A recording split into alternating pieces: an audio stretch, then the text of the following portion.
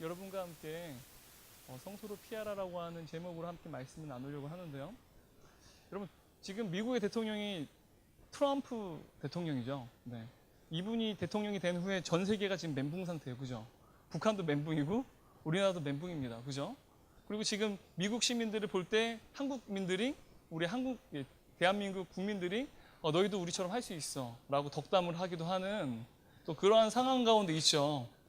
여러분, 이제 트럼프 대통령이 정권을 잡으면서 미국 내 어떠한 법을 어떻게 보면은 이제 행정명령을 어떻게 보면 발표를 했는데 반이민 정책이에요. 이 반이민 정책은 말 그대로 이슬람, 특히 이제 IS의 도전이 심각하잖아요. 그죠? 테러가 전 세계적으로 굉장히 심각하잖아요. 그걸 막기 위해서 원천 봉쇄를 하는 거죠. 근데 문제는요, 이 반이민 정책 때문에 그 미국은요, 사실은 이민의 역사가 가장 깊고 또 이민한 여러 많은 민족들을 다양한 민족으로 이루어진 국가잖아요. 그죠? 근데 그것을 끊다 보니까 지금 미국 내에 있는 많은 민족들이 다양한 인종들이 있는데 또 그곳엔 불법 체류자들이 있다는 거죠. 우리나라에도 동남아시아인들 중에 불법 체류를 하는 분들이 계시잖아요. 그죠? 마찬가지로 미국에도 이러한 불법 체류자들이 많은데 한국 사람들 중에서도 수만 명, 수십만 명이 된다고 그래요. 그래서 제가 유학생활 할 때에도 한국 이민교회를 가면요, 신분이 있냐라고 질문 절대 하면 안 돼요. 굉장히 무리한 질문입니다. 그러니까 비자가 있는지, 어떤 영주권이 있는지, 체류 무선 비자들이 있는지에 대한 질문은 절대로 하지 않아요. 왜? 불법 체류하는 사람들이 굉장히 많기 때문에 그래요. 근데 이 반이민 정책이 시행된 이후에 이제는 불식 업무를 합니다. 그래서 신분증이 없으면 강제 추방을 당해요. 과거에는요, 뭔가 중범죄자들에 한해서만 강제 추방을 시켰는데 이제는요, 그냥 신분증이 없으면 신분 문제로 그냥 추방시키는 거예요. 그래서 이제 대한민국 어떻게 보면 이제 그게 불법 체류하는 우리 동포들 중에서도 매일마다 출근할 때만 괴로워합니다. 왜? 혹시라도 발각되면 자식들과 가족들과 사랑하는 자신의 가족들과 이별도 고하지 못하고 그냥 강제 추방을 당해버리는 거예요. 얼마나 그러니까 매일마다 출근하는 게 두렵겠어요. 이러한 문제들이 발생하니까 미국에는 여러 몇몇 도시가 이 트럼프 대통령이 명령한 반이민 정책에 대해서 동의하지 않는 거예요. 그래서 워싱턴 DC라든지 LA, 샌프란시스코, 그리고 시카고, 뉴욕, 그리고 신시내티 이러한 등등의 도시들이 있는데 자신들은 이 반이민 정책에 대해서 이 행정명령에 동의할 수 없다. 그래서 불법 체류한 자들은 우리 도시로 와라. 그러면 우리가 보호해주겠다라고 해요. 그래서 이러한 도시들을 어떠한 도시라고 부르냐면 Sanctuary City라고 부릅니다. 번역하면요, 성소도시라고 말해요. 성소도시. 근데 이 성소도시라고 부르는 이 단어는요, 사실은 우리가 성경에서 말하는 그 성소라는 의미를 아주 잘 이해해서 사용된 단어라는 거죠. 여러분, 성소가 뭔가요? 성소. 성소는요, 우리가 출애굽 당시에 이스라엘 백성이 광야에서 성막을 지었죠. 그 성막과 더불어서 이제 가나안 땅을 정복한 이후에 이제는 다윗 왕조가 세워지죠. 그리고 솔로몬 시대에 이르러서 솔로몬 성전이 지어지잖아요. 그죠? 그 성막을 성소라고 부릅니다. 성소 안에는 지성소와 성소가 있는데 이 모든 걸 포함해서 성소라고 말한다는 거죠. 이 성소는요, 간단하게 이야기하면 어떠한 장소냐? 하나님께 제사를 드리러, 예배를 드리러 나아가는 장소라는 거예요. 그죠? 성경에서 여러분들이 그 성소는요, 하나님께 제사 드리고 예배를 드리는 장소라는 거 여러분 너무 잘 알고 있죠. 그죠? 이게 바로 성경적인 의미인데, 여러분, 이 성소라고 하는 단어를 우리가 영어권에서 사용한 단어가 sanctuary입니다. sanctuary. 여러분들이 미국 교회 가면요, 예배당이 어디 있어요? 그러면 where is the main sanctuary라고 합니다. 어디에 메인 본당이 있습니까? 라고 물어봐요. 저도 그렇게 질문을 했거든요. 그러면은 그게 바로 성소, 바로 예배당이라는 뜻이에요. 아직도 sanctuary라고 하는 단어를 미국에서 사용한다는 거예요. 영국권에서 사용합니다.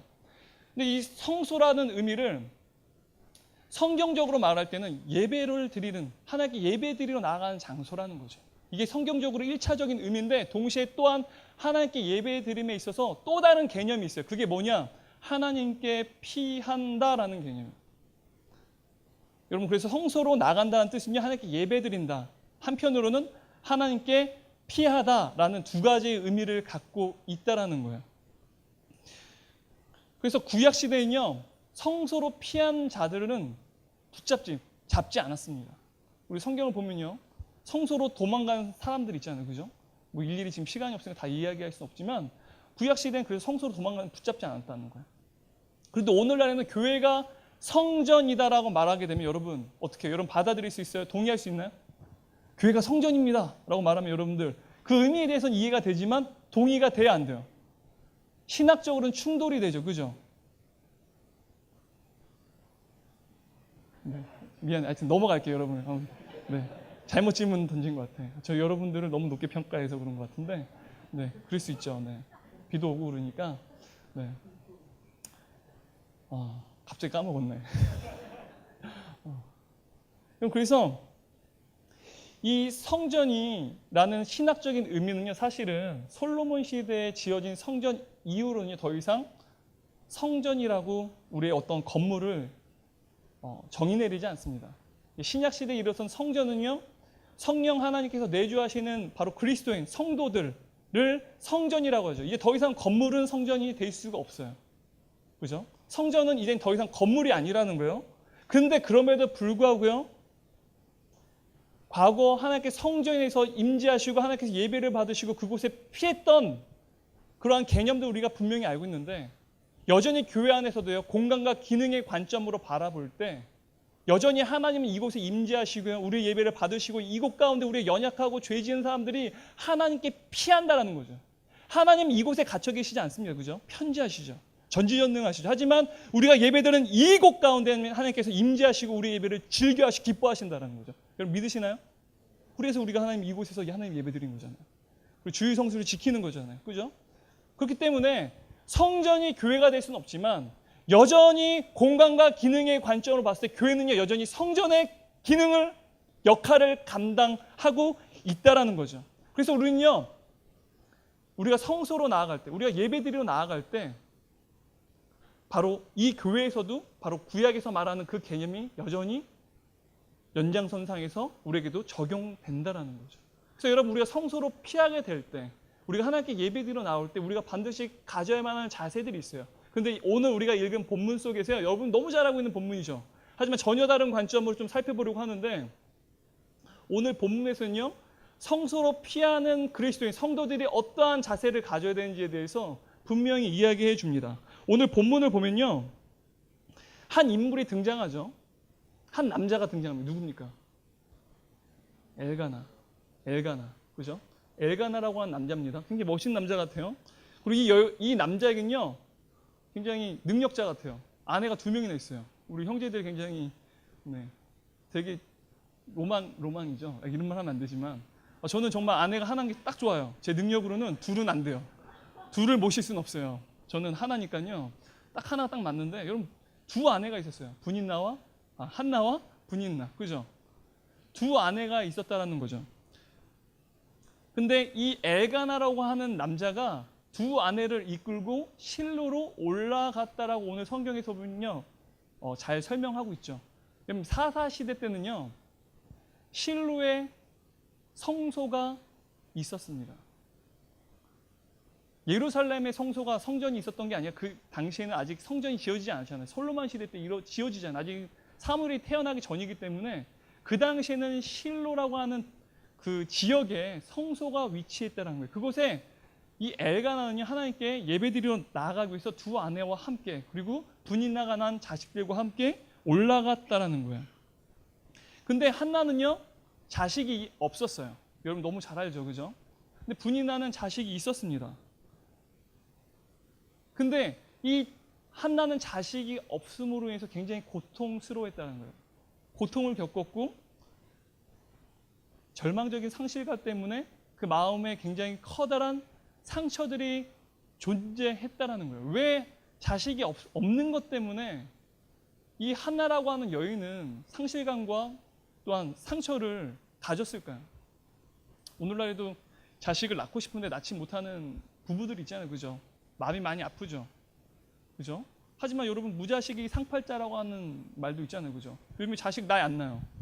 제가 아이가 3인데 낳아보니까 너무 좋아요. 너무 좋은데 여기까지만 얘기할게요. 네.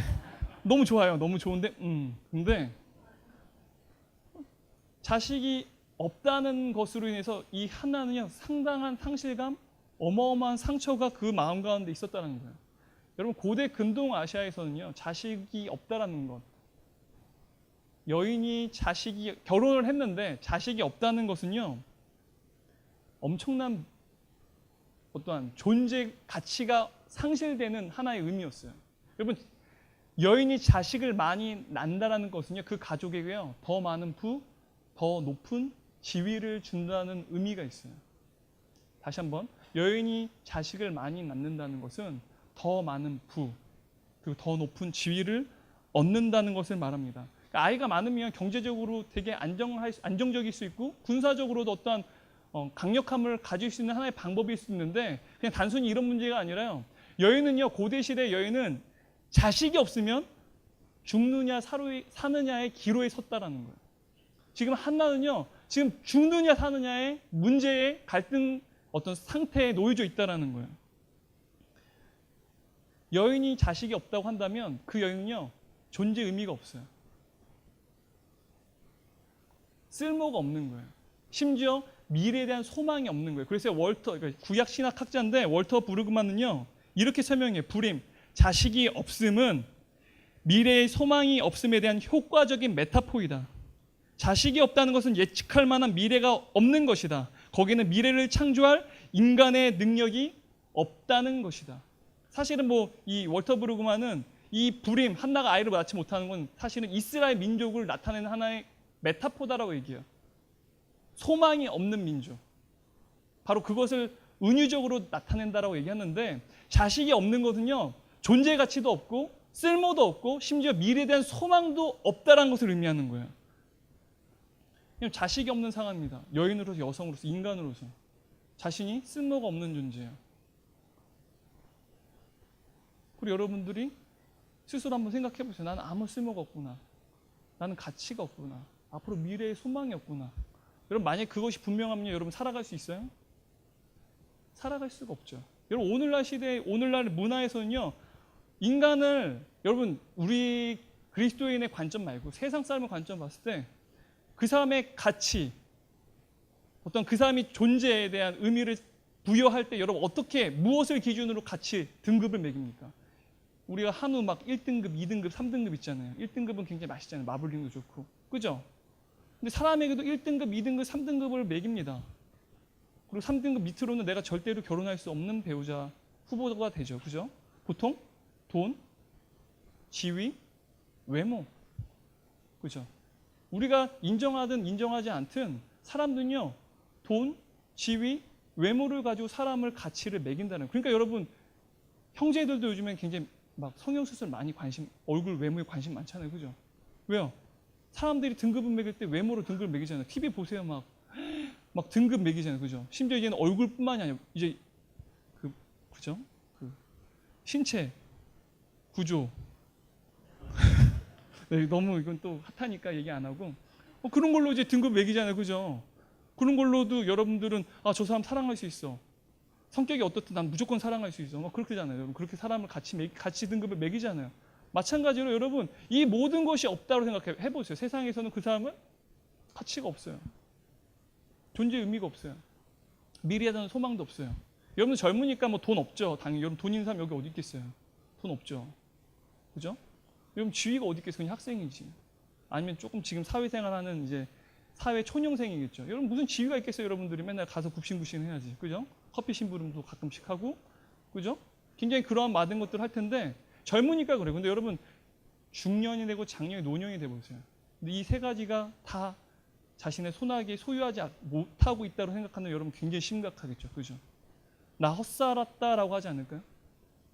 내가 존재할 의미가 없구나. 난 앞으로 미래에 대한 소망이 없구나 생각하지 않겠어요? 지금 한나는 마치 이와 같았다라는 거예요. 근데 그 여에게는 그래도 한 가지 위안이 있었습니다. 왜요? 사랑한 남편이 있었어요. 엘가나라고 하는 이 남편이 이 아내 한나를 너무나도 사랑했어요. 극진히 사랑하고 그녀를 상실감과 상처 속에 있는 이 아내를 잘 알고 위로하고 격려해 줬다라는 거예요. 8절 말씀 한번 같이 읽어볼까요?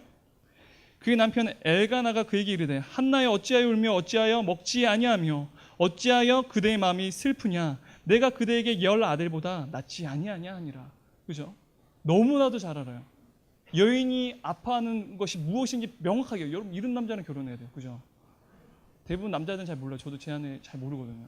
오늘 좀 다르지 않아? 모르겠어요. 근데 예쁘네. 그러면 그래도 한 반은 먹고 들어가요. 머리를 잘랐거나 뭐 립스틱 색깔이 달라진 건데 제가 모르거든요. 근데 어쨌든 예쁘다. 뭔지 모르겠는데 너무 예쁜데 그러면 어쨌든 반은 먹고 들어가요. 근데 여러분 여자의 마음을 안다는 게 쉽지가 않죠. 남자 입장에서. 그죠? 근데 이 엘가나는요. 자상한 남편이었던 것 같아요. 한나의 마음을 알고 그녀를 위로해주는 남편이었다는 거예요. 여러분 우리 자매들 남자친구 있어요? 우리 여기 형제들 여자친구 있어요? 뭐 이거 뭐야? 싸울 사람만 있다고? 뭐 파이터야? 스위트디 파이터야? 사랑할 상대가 없어요? 그죠? 여러분 그러면 상상만 해요. 상상만. 여러분 머릿속으로 여러분이 생각하는 플라토닉 러브 있잖아요. 가장 이상적인 사람 한번 떠올려 보세요. 여러분 굉장히 힘든 상황 속에 놓여져 있어요. 힘겨운 현장 속에 있어요. 아무도 여러분들의 편이 되어주지 않아요. 근데 여러분이 사랑하는 그 사람이, 그 애인이 여러분에게 너가 어떤 상황 속에 있든 나는 너의 존재 가치를 알기 때문에, 너 자체를 알기 때문에 나는 그 환경, 그 사람들과 상관없이 나는 네가 심지어 네가 너 자신을 사랑하고 나는 너를 더 사랑해. 그런 말 들으면 여러분 얼마나 힘이 되겠어요. 그죠? 한 번도 여러분 그런 말 들어본 적 없죠? 어쩌면 한 번도 평생 들어보지 못할 분들도 아마 여기 계실 건데 저도 못 들어봤어요. 저도 제안한테 해봤는데 저는 못 들어봤어요. 저도 평생 못 들을 것 같은데 여러분 그렇죠. 동병상련이죠. 근데 여러분 아마도 아직까지 못 들어봤겠지만 여러분 지금 그러한 위로가 지금 한나에게 있는 거 얼마나 그래도 위로가 되고 격려가 되고 힘이 될까요? 근데 이 남편의 위로가 사실은 굉장히 큰 격려가 됐던 것 같아요. 그래서 9절 말씀 보면요. 그들이 실로에서 먹고 마신 후에, 그러니까 한나가요. 남편 엘가나의 위로를 듣고 힘이 생겨서 먹고 마실 수 있게 된 거예요. 그 전까지는 먹고 마시지 못했습니다. 근데 엘가나가 그녀를 위로한 이후에, 격려를 한 이후에 그녀의 마음 가운데 회복이 있었던 거예요. 그래서 먹고 마실 수 있었던 거예요. 여러분 진짜 가슴이 아프고 너무나도 힘들면 먹어져요? 물이 꿀떡꿀떡 삼켜져요? 그러지 않죠. 그러니까 지금 한나는요 굉장히 힘들었는데 남편 때문에 다시 살아난 거죠. 근데 9절 보면요, 마신 후에 한나가 일어나다라고 얘기를 합니다. 일어나다. 이 일어나다라고 하는 히브리어 동사가요, 그냥 신체적 운동, 그래서 그냥 일어나다 그런 의미가 아니에요. 아주 중대한 결단을 내리다라고 하는 의미를 갖고 있어요. 그러니까 여기서는요, 먹고 마신 후에 일어났는데 일어나서 하는 것이 무엇이냐? 성소로 나아갔다는 거예요. 하나님께 나가서 기도를 했다는 거예요. 그러니까 한나는요, 남편이 위로하고 격려였어요. 그 위로 때문에 먹을 수도 있고 마실 수도 있었어요. 근데 근본적인 해결이 되지는 않았던 거예요. 일시적인 위로는 됐는데, 사랑하는 사람이 격려를 위로해 주는 것을 통해서 일시적으로 위로는 됐지만 근본적으로 해결되지는 않았다는 거예요. 그래서 한나는요, 중대한 결심을 내리고 일었습니다. 이 모든 것을 하나님께 아뢰고 하나님 앞에 나아가서 기도로 호소할 것을 결심하고 일어섰다라는 거예요. 10절 말씀 한번 같이 보도록 하겠습니다. 한나가 마음이 괴로워서 여호와께 기도하고 통곡하며, 여기서 통곡하다, 기도하고 통곡하다라고 하는 이 통곡하다라는 말은요, 히브리어 원어를 보면요, 극심한 고통 속에서 흐느껴 울며라고 번역할 수 있어요. 극심한 고통이 있어요. 마음의 고통이 있습니다. 그것 때문에 흐느껴 우는 거. 여러분 너무 가슴이 아프면 여러분 기도할 때 막 눈물이 나오죠. 그죠? 그죠? 막 눈물이 쏟아지잖아요. 지금 한나는요 그렇게 기도하는 거예요. 여러분 그래서 성소로 나아갈 때, 우리가 성소로 나아가죠. 근데 성소로 나아갈 때 우리가 가져야 될 첫 번째 자세가 뭐냐? 우리가 문제를 직면합니다. 삶의 여러 가지 문제들을 맞부딪힙니다. 그때 우리의 연약함 혹은 우리의 상한 감정을 있는 그대로 가지고 주님께 나아간다는 거예요. 그게 바로 주님께 피한다라는 거예요. 우리는 그렇죠. 하나님께 기도할 때 우리의 지금 감정이 되게 상해 있어요. 막 입에서 욕이 나와요. 감정적으로 너무너무 싫어요. 그럼 여러분 기도해요? 안 해요? 기도 안 하죠. 근데 그때야말로 하나님께 피해야 될 때라는 거예요. 기도해야만 한다라는 거예요. 감정 시킨 다음에는 기도할 게 그게 아니라 지금 그 감정 그대로, 상한 감정 그대로, 여러분의 분노 그것을 그대로 솔직하게 모든 것을 담고 주님께 피한다라는 거. 그게 바로 성소로 피한다라는 개념이에요. 두 번째, 여러분이 성소로 피할 때 가져야 될 자세는요, 우리 성소에 나오면, 성소로 피하면, 우리 여기 주위에 누가 있어요? 옆에 누구예요? 사람이잖아요. 사람. 그렇죠? 사람이 많잖아요. 우리의 시선이 사람에게 가요. 근데 여러분, 사람이 아니라 하나님께 우리의 시선을 고정시켜야 된다는 거. 우리는 무의식적으로 성소에 나오면 사람을 의식합니다. 그죠? 좋은 사람, 나쁜 사람. 이 안에는 대적들도 있어요. 원수, 마귀와 같은 대적들도 존재해요. 그러면 교회가요, 아이러니하게도 왜 그래요? 그래요? 그래, 넘어갈게. 주님께서 위로하고 치료해 주시길 원해요. 네. 공동체 안에서 교회 우리가 나오게 되면, 교회는요, 상처 주는 사람, 상처 받은 사람, 뭐 이런 것들이 없어야 되지만, 교회는요, 상처를 주는 사람, 상처를 받은 사람들이 있는 곳, 그래서 죄인들이 모인 공동체가 바로 교회라는 거예요. 바로 이 교회는요, 죄인들이 모이는 곳이에요. 그래서요, 우리가 모이는 이곳은요, 언제나 문제가 발생해요. 원수와 대적이 있다라는 거예요. 그래서 한나가 분인나라가 바로 대적, 원수였다고 얘기하거든요. 우리 안에도 대적과 원수가 존재할 수 있어요. 제자반 들어가 보세요. 여러분, 원수가 한 명씩 있습니다. 목장에 들어가 보세요. 원수가 한 명씩 있습니다. 학년 모임 가보세요. 원수가 있어요. 그러니까 여러분, 이곳에 근데 신기한 거는요, 다 여러분들 상처를 받았다고 하지 내가 상처를 줬다는 사람 한 명도 없어요. 문제가 무슨 뜻인지 아세요? 교회는요, 상처받는 사람들 투성이라는 거예요. 그러니까 사람은요, 상처를 주는 존재라는 거예요. 바로 교회가 그러한 아이러니한 곳이라는 거예요. 여러분, 우리가 7절 말씀 보면요, 매년 한나가 여호와 집에 올라갈 때마다 남편이 그와 같이 하매 분이나가 그를 격분시키므로 그가 울고 먹지 아니하니. 한나가 극심하게 괴롭고 고통스러울 때가 언제인지 아세요? 아이러니하게도 그녀가 매년마다 그의 남편과 함께 성소에 나아갈 때였어요. 성소에 나아갈 때가 가장 극심히 괴롭고 힘겨울 때였다는 거예요.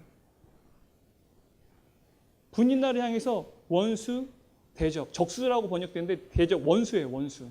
우리가 마귀를 표현할 때 쓰는 원수. 그녀가 격동시킵니다. 천둥이 쳐요. 천둥치다라는 뜻이에요. 그냥 그녀가 격분시키면 완전히 마음이 무너져서 완전히 뒤집어 엎어지는 거예요. 천둥이 쳐버리는 거예요.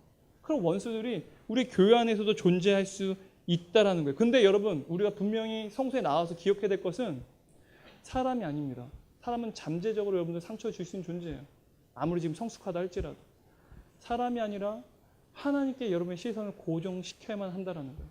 그리고 세 번째, 여러분이 성소에 나오게 되면 여러분 반드시 가져야 하는 자세는요, 여러분이 성소로 피한다라고 하는 그 개념은요, 여러분 하나님께 나와서 회피하는 것이 아니라 도피하는 것이라는 거예요. 성소로 피한다라는 개념은요, 회피하는 것이 아니라 도피하는 것이라는 거예요. 그래서 시편 18편 보면요, 18편 2절에 하나님께 피하다라는 말이 있어요. 그러니까 18편 보면 하나님께 피하다라는 용어들이 계속 반복하는데, 그때 take refuge라고 하는 단어가 NIV 성경에는 그렇게 표현이 돼요. refuge, 안식처, 피난처란 뜻이죠. 여호와께 피하는 거죠. 그러니까 여호와가 피난처가 되신다라는 의미예요. 그러니까 회피하는 것은요, 여러분이 삶 가운데 문제가 발생하면, 세상 속에 살아갈 때 여러 가지 문제들이 발생하죠. 그죠? 어렵죠. 힘들죠. 그때 어떻게 해요? 도망가고 싶죠. 그게 바로 회피하는 거예요. 중세시대 보면은 여러분 수도원 운동이 있었죠. 그래서 수도사들이 세상을 등지고 운둔 생활을 합니다. 왜? 세상은 죄가 가득하니까. 그것과 이별해서 거룩하게 사귀기로 결심하고 수도원으로 들어가는 거죠. 그들이 삶 가운데, 세상 가운데 변화를 일으키는 악력. 왜? 세상과 이별했기 때문에 세상 가운데 어떠한 영향력 끼치지 못하죠. 여러분, 그리고 오늘날에는 그러한 수도운동은 없지만 이러한 운둔 생활을 하고 회피하는 사람들이 있습니다. 그리스도인들이 아니라 그 사람들이 이단들이에요. 신천지 보세요, 여러분. 절대로 그 사람들은요, 자신의 가족, 가정, 그리고 직장을 밸런스 있게 잘 모든 것을 감당하지 않습니다. 자기들끼리만 은둔하고요. 자기는 도피 생활, 회피 생활을 합니다. 그래서 가족들이 신천지로 나간 딸을 찾으러 나가잖아요. 집으로 들어오질 않으니까. 직장에 나가질 않으니까. 학교를 가지 않으니까. 그죠?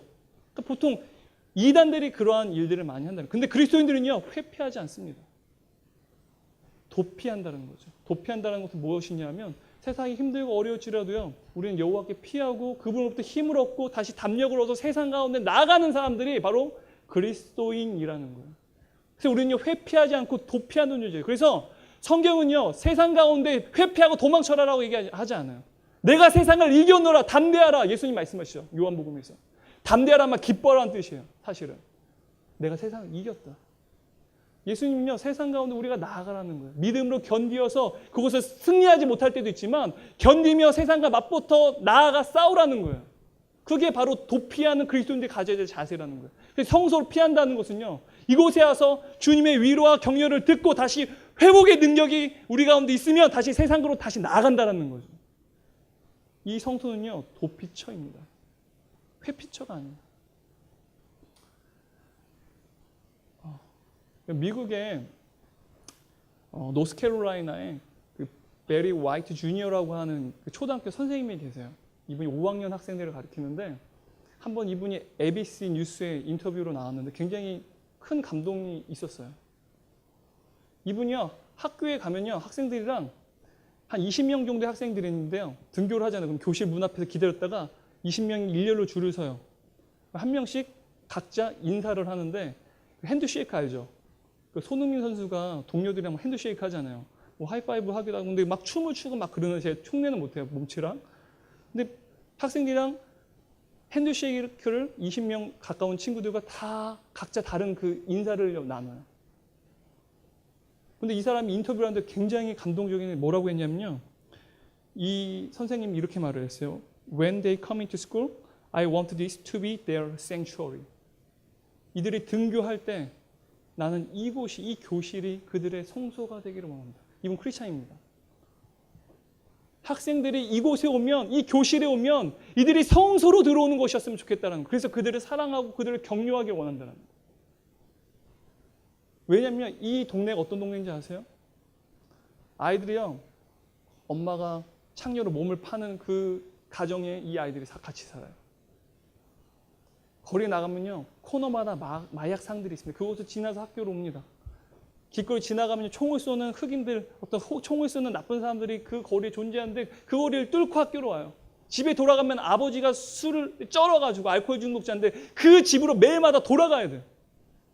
그 아이들이 학교에 올 때마다 그들이 성소에 나온다는, 그래서 선생님이 그들을 사랑하고 격려하고 그들을 돌볼 때 이곳이 성소, 바로 그들이 보호받고 안식을 취하고 다시 힘을 얻고 나아갈 수 있는 공간이 되기를 원한다는 거예요.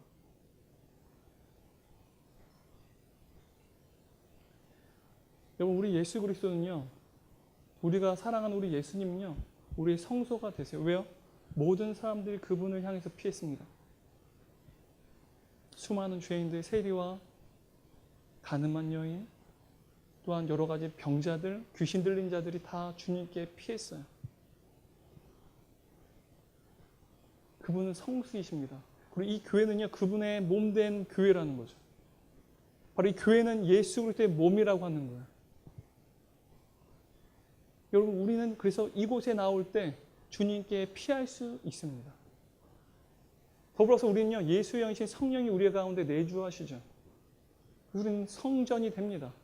여러분이 어느 곳을 가든 여러분 성소가 될 수 있다는 거예요. 그런데 먼저 우리가 성소가 되기 위해서는, 우리가 세상 가운데 성소를 이루는 삶을 살기 위해서는 먼저 하나님께 피해야만 한다는 거예요. 성소로 피해야만 한다는 거예요. 그래야만 여러분들이 하나님 주는 회복과 능력과 힘을 얻고 다시 세상을 담대하게 나아가서 맞붙어 싸울 수 있다는 거예요. 성소는 도피처입니다. 저 여러분들이 오늘 이 시간, 기도하는 시간을 통해서 하나님의 성소로 피하는 시간이 됐으면 좋겠어요. 그리고 여러분 연합 수양회가, 이번 수양회가 그 기도하는 시간, 예배드리는 시간 많잖아요. 그 시간이 하나님께 피하는 시간이 됐으면 좋겠어요. 우리 함께 찬양하고 기도하도록 하겠습니다.